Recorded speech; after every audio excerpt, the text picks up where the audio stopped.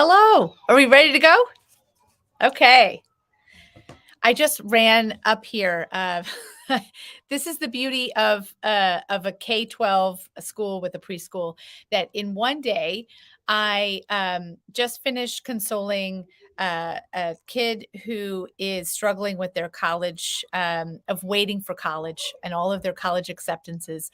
And then 2 minutes ago, had to walk a student down who didn't get to finish their ice pop at lunch. And both emotions were really big. And that is the beauty of us, I think, of all of them being in this particular setting, because we understand that those emotions are big, even though the circumstances are really different. So anyway, welcome to this series called Greater Goals for Girls at Stuart. I'm Julia Wall. I'm head of school here. And before we kick off with today's focus, which is in the lower school, I'd love to introduce my enrollment team to you. So Hillary. Hi, thank you so much for joining us. I'm Hillary Nastro, the Director of Enrollment, and I am also a current parent. My daughter Anna is in first grade, and she started in the EC program and could not be happier as a parent. So happy to be with you. Hi, everyone. My name is Joe Petito. I'm the Director of Middle School and Upper School Admissions here at Stuart. And I apologize if there's any background noise. There is actually lower school recess going on as we speak, which is very fitting to lead into Miss Alessandra today. But thank you for joining us. And you might be here as a current parent, or you might be here as a friend of Stuart, or as a prospective family. So if you are here as a prospective family, welcome, and welcome to Stuart. And know that both Hillary and Joe are here for you at any particular time to offer you a tour of our building and meet our students. And so they're going to duck out of this conversation, but they just wanted to say hi. So thanks. And the star of the show today is my friend Christine D'Alessandro, who is the head of the lower school. And I am so blessed to have her as part of our team here. And before I formally introduce Christine, I wanted to give you some background about why this series exists. And we named this series Greater Goals for Girls because I'm new here. So I started my position as head of school on July 1st. But I have been very ingrained in this community since finding out that I would lead it back in November of last year. And so I took about 9 months from that point to really learn about who we were as a school and what we cared about and what we valued. And I recall in one of my meetings, someone said to me, Julia, we just have greater goals for girls. And that just resonated with me. I felt like I really wanted to explore that statement further and find out, I guess, truly what we mean by goals for girls, and what we mean by success. And I think it's a critical question that all schools really have to grapple with, is what are our measures of success? What do we care about? And what do we hope that our students care about? And so, so I think that the concept behind us having these conversations with my leadership team in their individual spaces is to allow them to articulate for you what they mean by greater goals for their little ones or their big ones, or in other areas of focus. So with that, I would love to introduce Christine, and I'm going to just ask her a series of questions. This is really meant to be, firstly, brief. So we will spend probably no more than 20 minutes with you. It's also meant to be casual. And so we haven't done a lot of rehearsing. We don't have a big PowerPoint presentation. It really is an opportunity for maybe you to even see how she and I might talk with each other in the office about what we're hoping to do for kids. If you do have your own questions, we encourage you to put them in the chat and we can get to those. So, Christine, tell us a little bit about who you are, and so a little bit about your background, and I'd love to also hear what drew you initially to Stuart. Hi, Julia. Thank you. I'm really excited to be here and to have this conversation with our viewers and those who are going to be able to see us later on. I have been in early education for over 36 years now. I've devoted my entire career on this age group and these young people that we serve. I've been here for 3 years here at Stuart. I came from our sister school, a Sacred Heart Sister School in Greenwich, but I have a wide variety of experiences in elementary education. I was a founder of my own independent school in Vermont. I've worked at other independent schools in San Antonio, and has also worked in the public school sector. So it all adds to what I get to bring to school for our families and our children and the faculty here every day. Stuart really drew me. As I said, I have had a lot of experience in this field, and one of the things that drew me to Stuart was not only the physical space and how it is so connected to the cultural environment, the physical environment and the cultural environment are one here at Stuart, but Stuart really does what it proclaims to do. It is a community of connection. It's a community of collaboration, authenticity, tolerance, all the things that we want to do and provide and do to give our students. It's a whole community effort. There are no smokes and mirrors. The adults really treat themselves as happily and as kindly and as compassionately as you see them. So, I knew when I walked into the lower school and I saw our beautiful Millies and I saw the way the adults were interacting with the young children, and I said, this is a place that I want to be at. So I arrived 3 years ago, and I'm really happy to be here. Nice. So we talk a lot about the Sacred Heart goals here at Stuart, and there are 5 of them. And so we espouse these goals in each division. Our language is a little bit different based on the division that we're in, but the intention is the same. So, Christine, can you tell us just briefly in your language words that are, age appropriate for lower school, what these 5 goals are, and a little bit about how they play out, how we live them within the lower school? Mm-hmm. So we do have a little bit of a different language because everything we do in the lower school is where children are developmentally. And so the first goal is called Love as You Love. And that really is helping children to not basically recognize the ways in which we have faith in ourselves and others and how we express God's love through that. And so it's actually something we reinforce continuously. I mean, the children do have theology class where we honor all different religions and practices and faiths. But we actually talk a lot about tolerance and how we can be inclusive of one another, compassionate, and that is a way of God's love to speak through us and towards each other. And so we, just to start off, we do formal recognitions of how the children live the goals. We do informal things, and really, it's about modeling it. Like, little children absorb from their environment, and really what they see actually resonates louder and more proficiently for them than what they're being told. And how they see the adults work together and give to one another and be compassionate, forgiving, and loving to them and each other is really the first step. But we have a gathering, which is basically like an assembly that is student run, and we honor and recognize students who have lived the 5 goals. So we call it the Green Ribbon Award, and every 2 weeks, teachers, and now I'm starting to have students nominate other students. I had 2 third graders actually come up to me and say they noticed 2 kindergartners were doing a great job of cleaning up their place, their mess at the lunchroom at the student center tables. So that's the highest level, when students start to see other students living the goals. But our recognition of other people's accomplishments is another way that we love as we love, and so the teachers are reinforcing that. Study and learn is our second goal.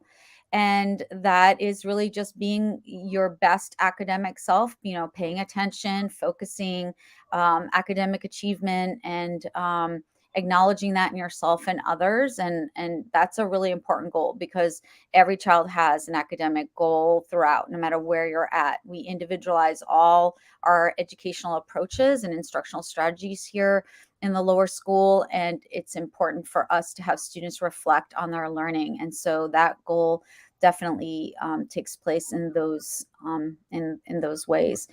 Goal 3 is help those who need, and that's a really important one. And little children, they're, even our 3-year-olds, you will find that they are helping each other.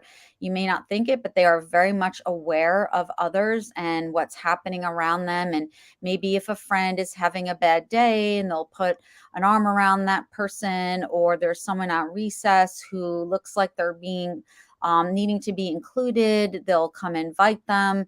We have lots of accidents during lunch, with water being spilled and food tumbling over. And I can't even tell you, Julia, the amount of times every single lunch I see girls from all different grades just swoop on in and clean it up without being told. And that is just such a beautiful, not only a beautiful expression of goal 3, but just of everything that we are here at Stuart. And so helping those who need can be emotional, can be academic, it can be just physical, helping someone out. So we see that continuously throughout. We also have buddies. And so the students are paired. The older students, that they're in 4th graders and 2nd graders, are paired with our 3-year-olds, our 4-year-olds, and 5-year-olds, and 6-year-olds. And they're always helping out our little ones. They take the job very seriously. And if they see a little one in need at recess or in the hall, or just needing a connection, those buddies are really, really important element to build community here in the lower school. Goal 4 is be a good friend to all, and be a friend to all is really an important thing. And we're very impulsive in the lower school. So socialization and friendship is a major column. It's what we're learning how to do. We're not only learning our letters and how to read and write and understand mathematics, but learning how to be a friend really is part of our curriculum. And so we not only do formal things with that, by reinforcing the I message, and learning how to advocate for our using our voice to advocate for our needs in a respectful and compassionate way.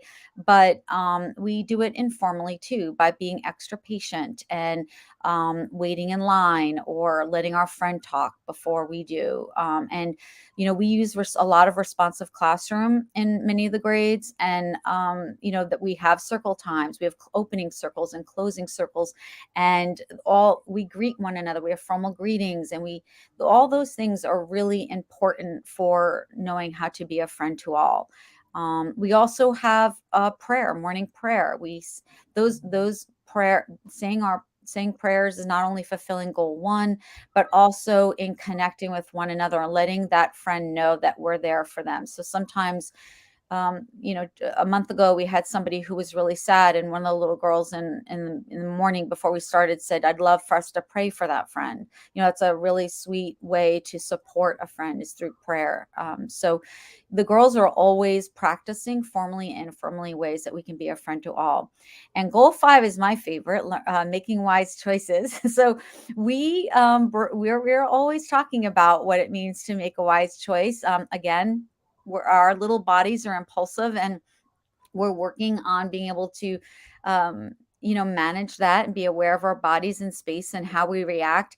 We have formal things in EC and JK, which is our junior kindergarten, and in kindergarten, like making green and red choices. And we have all different ways that developmentally we help children be more aware of that. But it really, we use that language a lot. And we not only talk about what choice you made, but then the most important piece is the reflective piece. What can you do differently next time? And that's where the growth really happens. And we take the time to intentionally focus and guide children. It's really important for us that we just say, oh well, this was this a good choice, or could this choice have been a better choice for you? But we take the time as a group to talk about what happened, how it impacted, what we can do differently, and then also be proactive about that. We're going to be lining up now. How can we make a wise choice? We're going to be doing some work in this way, collaborative. How can we be a good helper, partner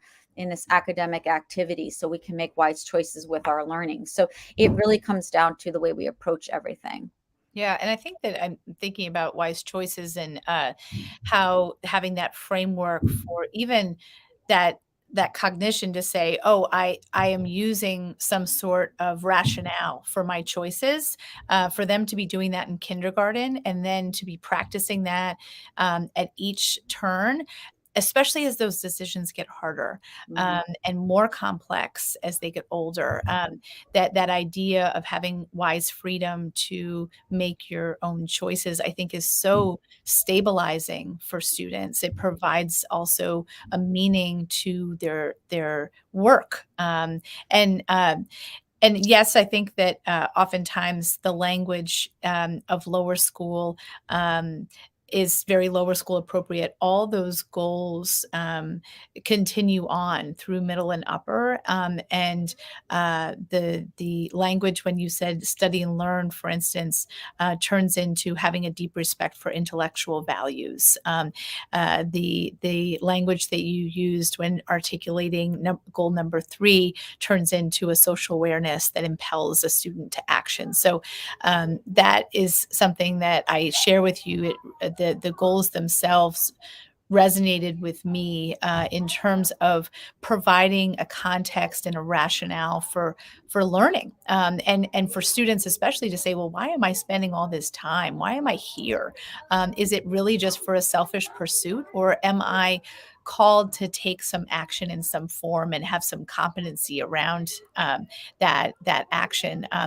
I think that it inspires kids, and to me, I see your lower school kids. Firstly, walking through the building, they are all so engaged, and there's joy. There's so much joy. And I believe that that joy comes from the knowledge that they are interconnected with each other, that they are in community learning together. It's not just an action that they're taking, but that it's because of these goals that they feel like, oh, let's do this together. Can you talk a little bit about the girls piece? It might be sort of unique to lots of folks, to be considering a girls' school. And I think also super unique to consider the power of an all girls school. For a 5, 6, 7, 8, 9 year old, right? So I think that there are lots of models of all girls spaces for the older grades, but I think you and I have had lots of discussion about the foundations of learning and the early impressions of yourself as a learner and how those really carry through, right? And so that idea that maybe the most powerful time to be in a setting that is designed for girls is the lower school. So, can you talk a little bit about that? Yeah, I love talking about that. And I mean, absolutely, we are the foundation, and it's important for us to constantly be aware that all the things that we do intentionally build on that foundation, all the tiny pieces that equal the whole. And you know, it really does start an early age. It's hard for people to think that 4 and 5 and 6 year olds are actually absorbing the ways in which their experiences are being given, and how that impacts them later on in life, and how that builds on how they see themselves in the world, or in a community, or in a classroom. It really does start when they're young. And the things that we do just academically, instructionally, are really, again, developmental approach really means who is that child, where are they coming from today in that moment in time, what are they bringing to school that day. And we do a lot of we do a lot of research on how do young women and young girls, what is it that how do they develop. And our approaches and instructional strategies, the curriculum, the things that we use can specifically be designed to foster development in girls. For instance, there's a lot of linguistics in language to the types of instruction. Girls definitely, the way they process and grow through their different experiences. The research shows us that there's a lot of language that helps them with their cognitive and understanding and mastering certain skills. So our math programs and our other programs really give them lots of opportunities for their language to be a part of their, even in mathematics and science. So we intentionally put those pieces in place. But leadership and empowerment and confidence, a lot of parents will say to me, I want my daughter to be a confident, well-spoken, empowered young woman. And what that really looks like starts when they're little, and it's really them knowing that, giving them space to have a voice, giving them space to have a feeling of belonging, when they feel like they have a sense of belonging, and an environment where they know they can take risks, and that's an opportunity and platform to learn from mistakes, or learn from the risks that they made that didn't have the outcomes that they desired. Nurturing and guiding that all helps them to build on empowerment, confidence, and perseverance as they get older. It's really also about the intimate connections that the teachers develop with the students. It's more than what individualization is, not only knowing where that child is developmentally in that moment in time and knowing the curriculum, but then the mastery is in building that connection and with those students. And so each student presents something different. Each girl presents something different. So when they're little, it's really about giving them just an environment where they feel they belong, and a space to grow and nurture that.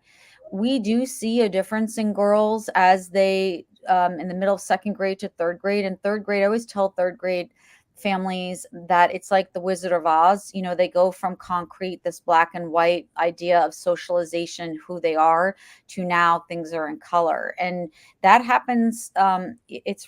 That's one of the benefits of it being at an all-girls school, because we get to focus on what that color means for a girl. And that stage in their development socially really takes, not only academically it takes a shift, but socially it takes a huge shift. And knowing yourself and how you are in a group and how you view that and how you build relationships in that is really vital, that we take the time. That's why our third grade teachers and all the people that work with the students, our specialists, really, we do stop things. If we have misunderstandings, or if we notice a student who's withdrawing, or a student that is over gregarious and not being considerate of another, we really do spend a lot of time, because I do feel like that's the time where they start to build that sense of who they are. And really we are fortunate that because we're an all-girls school, we can really focus on how girls develop at that very pivotal stage. Okay. So before we close, can you give us a little snapshot of what's going on in your division right now? What are your Yeah. little So, working okay, on? we're at closing already. Wow. I feel like we just started, It but burns yeah, through. Yeah. We've done so many great things. So we're just wrapping up. We just had Thanksgiving. So we just wrapped up a fabulous grandparents' day and special visitors friend.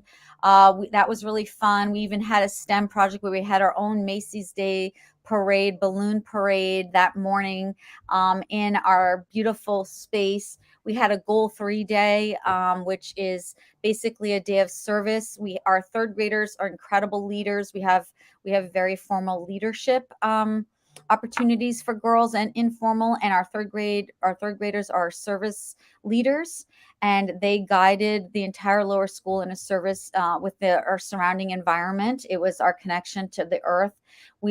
Our fourth graders formed a recycling club.